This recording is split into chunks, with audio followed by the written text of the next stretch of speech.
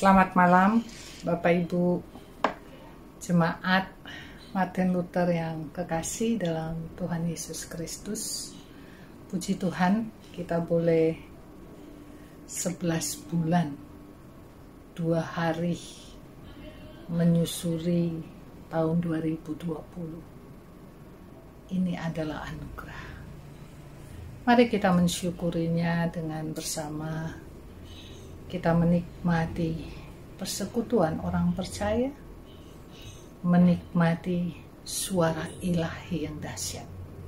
Karenanya sebelum kita membaca dan mencoba merenungkan kebenaran firman Tuhan, mari terlebih dahulu kita berdoa.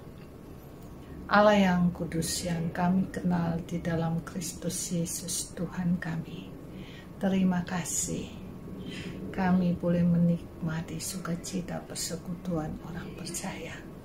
Layakkan kami menikmati dahsyatnya kebenaran firman Tuhan. Layakkan kami menikmati firman bukan sekedar teori teologis, tapi kenyataan teologis. Ya Roh Kudus, tolong kami, ya Yesus, pantaskan kami. Amin. Bacaan kita pada saat ini terambil dari Matius 9 sesuai dengan Sabda Guna Krida, ayat 9 sampai dengan ayat yang ke-13 yang berkata demikian. Setelah Yesus pergi dari situ, ia melihat seorang yang bernama Matius duduk di rumah cukai. Lalu ia berkata kepadanya, "Ikutlah aku." Maka berdirilah Matius lalu mengikuti dia. Kemudian ketika Yesus makan di rumah Matius, datanglah banyak pemungut cukai dan orang berdosa dan makan bersama-sama dengan dia dan murid-muridnya. Pada waktu orang Farisi melihat hal itu, berkatalah mereka kepada murid-murid Yesus, "Mengapa gurumu makan bersama-sama dengan pemungut cukai dan orang berdosa?" Yesus mendengarnya dan berkata, "Bukan orang sehat yang memerlukan tabib, tetapi orang sakit. Jadi pergilah dan pelajarilah arti firman ini. Yang ku kehendaki ialah belas kasihan dan bukan persembahan.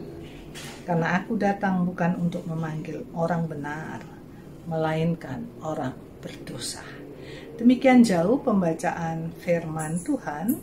Yang berbahagia adalah kita semua yang bukan hanya membaca, tetapi mencoba mengerti apa yang kita baca dan mau memberlakukan dalam hidup hari lepas hari. Terpujilah Kristus.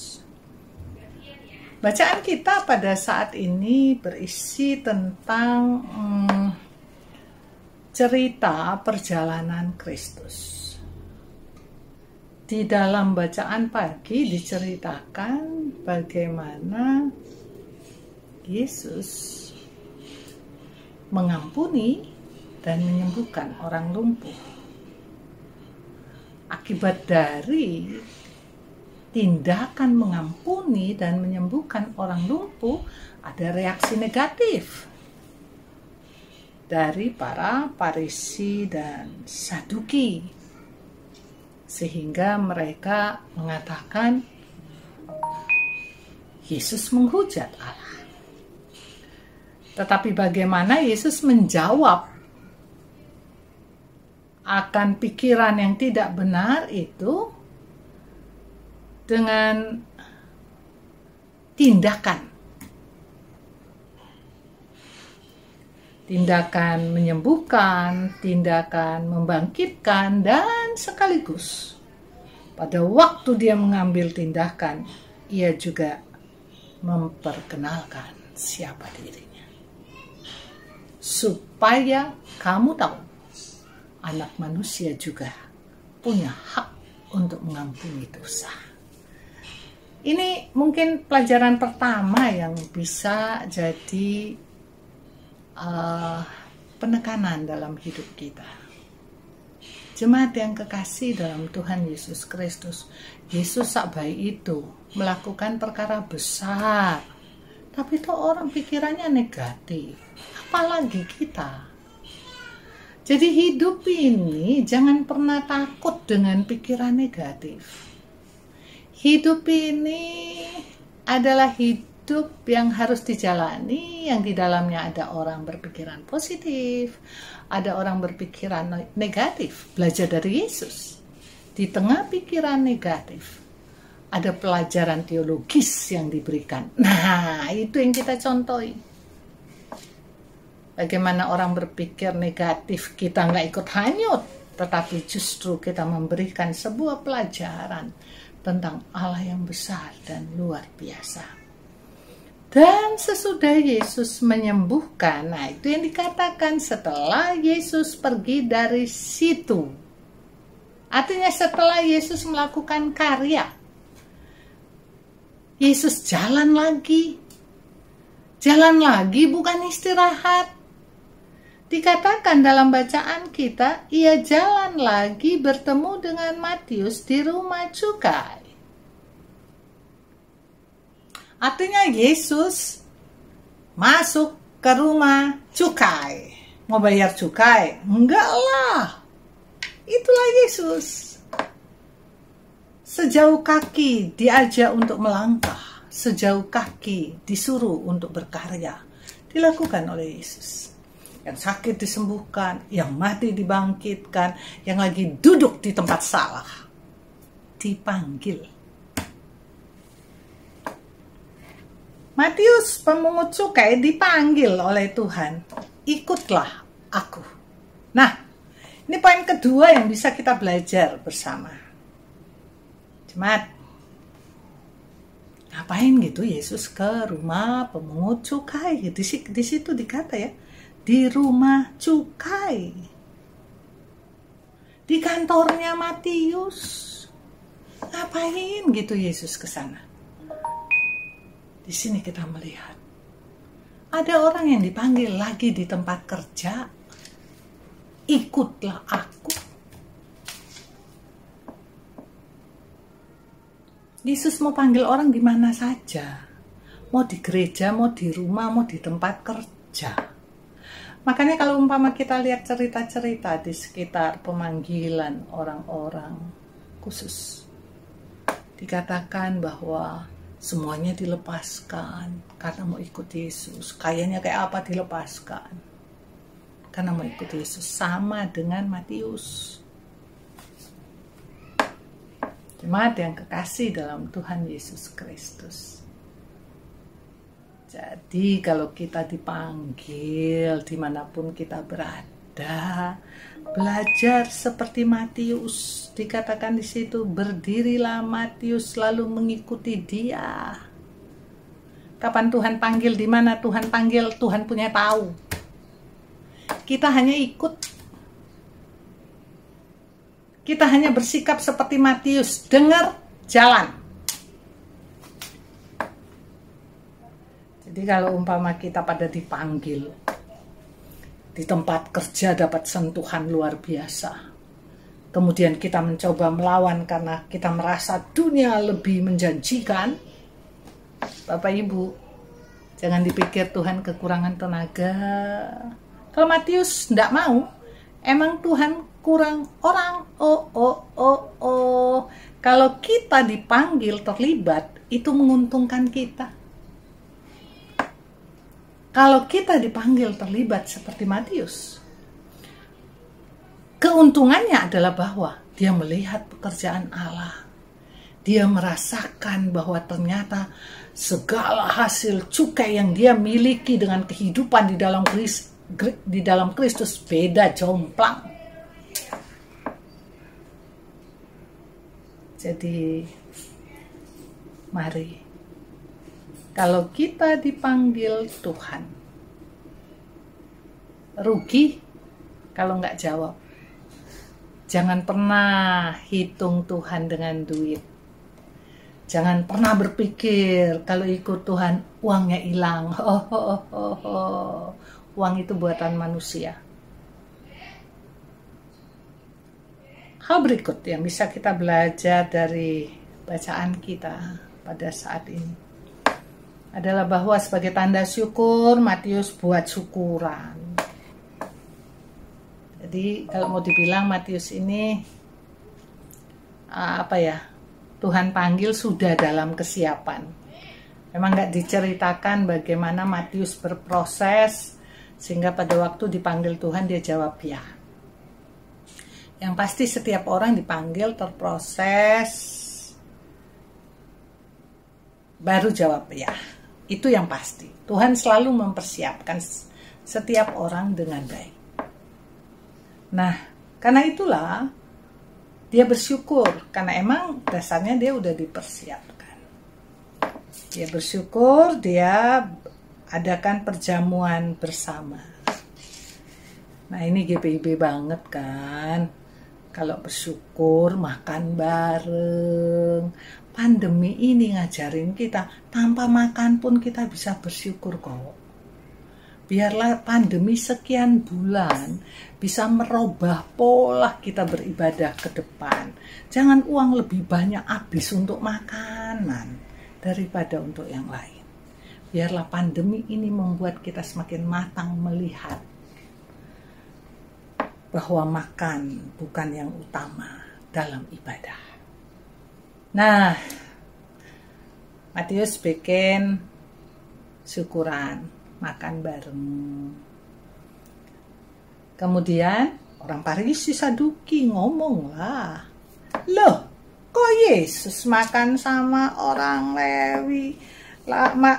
Yesus kok makan sama orang pemungut cukai, orang-orang berdosa, gimana sih? Nah ini Farisi Saduki. Bukan dalam jabatan Lewi, bukan dalam jabatan ahli Taurat, itu semua orang berdosa. Ini bahayanya ya, nanti lain kesempatan kita akan bahas poin menghakimi. Tapi yang pasti adalah bahwa mereka menghakimi dan bagaimana Tuhan menjawab. Bukan orang sehat yang memerlukan tabib, tetapi orang sakit. Artinya gini, Yesus itu melihat orang yang menurut orang Farisi berdosa adalah orang sakit yang perlu disembuhkan. Orang sakit yang perlu diluruskan. Jadi banyak orang yang tidak tahu tentang Tuhan, tidak mengerti tentang Tuhan, hidup lupa dari Tuhan, hidup jauh dari Tuhan. Kalau kita ikuti cara pandang Tuhan, mereka orang sakit. Bagaimana kita kasih infus tiap saat, bagaimana kita kasih vitamin tiap saat. Itu panggilan orang percaya, bagaimana mendampingi orang-orang yang jauh dari Tuhan untuk menjadi sehat di dalam Tuhan. Itu kan kata Tuhan. Orang sakit memerlukan Tuhan. Orang sakit bukan sakit badannya ya, banyak sakit imannya. Nah ini tugas kita bersama. Bagaimana mendampingi para domba yang dipercayakan kepada kita. Mendampingi dengan iman. Agar sungguh hidup mereka sehat badan, sehat iman. Itu sebabnya penekanan poin terakhir dari Yesus adalah bahwa yang ku kehendaki adalah belas kasihan, bukan persembahan. Jemaat, sering kita menjadi orang-orang yang memberi penekanan pada persembahan. Kalau kasih persembahan rasanya udah ibadah. Jangan. Kata Tuhan belas kasihan, dan bicara belas kasihan itu bicara tentang sikap hidup mulai dari rumah, bagaimana kasihan suami, kasihan istri, kasihan anak, kasihan orang yang kita lihat. Belas kasihan harus kita miliki. Artinya kalau dikaitkan dengan bacaan kita, kasihan Matius itu orang baik, tapi dia kurang sehat, makanya saya panggil. Kasihan mereka kok jarang ibadah, ayo deketi, jangan malah dikapok-kapokin. Kapok lo nggak pernah ibadah, makanya kan. Nah, gimana kita dampingi dan jangan pernah Jangan pernah jemu mengingatkan mereka ibadah itu penting, sangat penting. Makanya Ibrani bilang kan, latihan badani itu perlu, tetapi latihan ibadah itu jauh lebih penting. Jadi mari jemaat yang kekasih, dan untuk latihan ibadah, pandemi ngajarin kita berapa bulan ya, luar biasa Tuhan. Sayang kalau tidak dinikmati. Terpujilah Kristus. Amin.